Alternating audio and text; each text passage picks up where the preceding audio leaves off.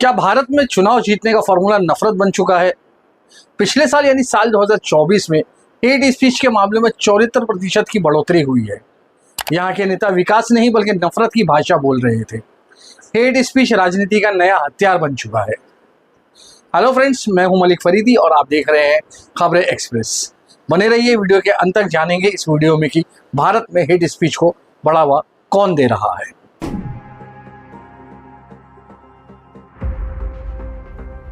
हाल ही में India hate lab की report प्रकाशित हुई। इन आंकड़ों के ऊपर नजर डालें तो तस्वीर और भी डरावनी हो जाती है।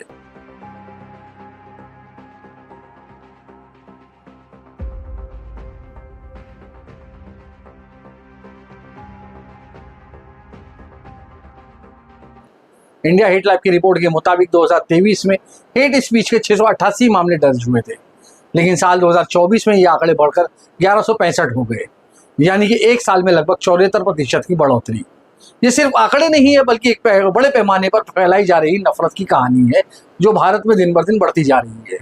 भारत में 2024 में हेट स्पीच के मामलों में 74% की बढ़ोतरी हुई है। इसमें से मुस्लिम समुदाय को सबसे ज्यादा निशाना बनाया गया है। ये रिपोर्ट सोमवार 10 फरवरी को जारी की गई है, जिससे सामने आया है कि भारत में अल्पसंख्यक के खिलाफ गुनास्पद बयानों में तेजी से इजाफा हो रहा है। इंडिया हेट लैब की इस रिपोर्ट के मुताबिक 98.5% मामलों में मुस्लिम समुदाय को निशाना बनाया गया।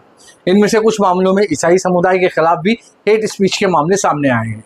गौर करने वाली बात यह है कि भारतीय जनता पार्टी शासित राज्यों में मुस्लिम समुदाय के लोगों के खिलाफ मामले बढ़ते जा रहे हैं, जैसे कि महाराष्ट्र, राजस्थान, उत्तर प्रदेश। इन राज्यों में सबसे ज्यादा मुस्लिम समुदाय के खिलाफ हेट स्पीच की घटनाएं सामने आई थी। इंडिया हेट लैब की रिपोर्ट बताती है कि देश में हुए 80% से ज्यादा हेट स्पीच इवेंट भाजपा और एनडीए शासित केंद्र शासित ये जो प्रदेश है इसमें हुए थे। इसका उल्टा देखा जाए तो विपक्ष के दलों द्वारा जो शासित राज्य है जिसमें हेट स्पीच की घटनाओं में कमी हुई है, यानी 20% इसका रेट जो है वो रहा है। इसके बाद ये सवाल उठ रहा है, ये सवाल क्या, मैं तो सीधे तौर पर कहना चाहता हूं कि भाजपा शासित जो राज्य है जैसे कि महाराष्ट्र, उत्तर प्रदेश, मध्य प्रदेश, इनमें हेट स्पीच को लगातार बढ़ावा मिलता जा रहा है। आंकड़े ये भी दर्शाते हैं कि उत्तर प्रदेश, महाराष्ट्र, मध्य प्रदेश में देश भर के 47% हेट स्पीच के मामले दर्ज किए गए हैं।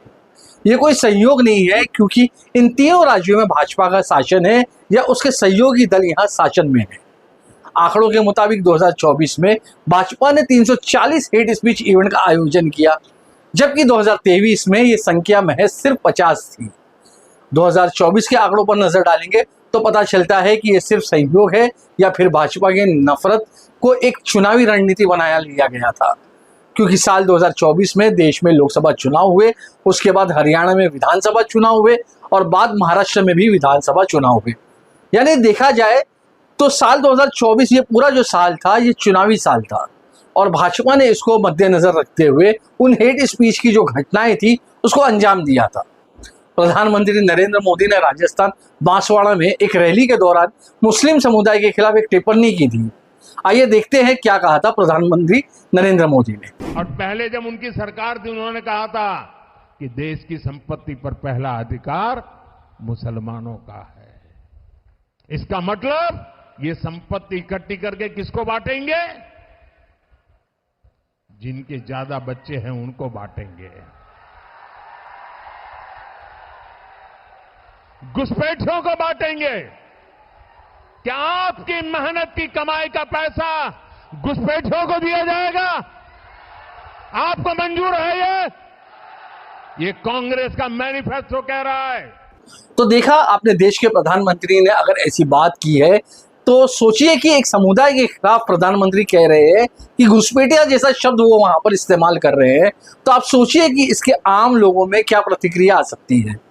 महाराष्ट्र हो या तेलंगाना हो, जहां पर महाराष्ट्र में जैसे नीतीश राणे जो मंत्री है वो हमेशा मुस्लिम समुदाय के खिलाफ बयानबाजी करते हैं, वहीं दूसरी तरफ टी राजा तेलंगाना से जो विधायक है वो भी हमेशा मुस्लिम समुदाय को निशाना बनाते हैं। उनके खिलाफ नफरत भरे भाषण देने में वो सबसे आगे रहते हैं। यानी देश के प्रधानमंत्री से लेकर विधायक और यहाँ के जो मंत्री है वो एक समुदाय के खिलाफ नफरती भाषण देने में सबसे आगे नजर आते हैं। और ये सभी जो नेता है वो एक ही पार्टी से जुड़े हैं। उस पार्टी का नाम मैं लगातार ले रहा हूं, उसका नाम है भारतीय जनता पार्टी। मुस्लिम समुदाय के खिलाफ भाषण, जो नफरती भाषण है, इन भाषणों को देने के बाद वहां पर ही उसको सीमित नहीं रखा जाता है, इन भाषणों को सोशल मीडिया पर फैला दिया जाता है। यानी ये जो सोशल मीडिया जो है वो सबसे बड़ा प्लेटफॉर्म है इन नफरत भरे भाषणों को फैलाने में।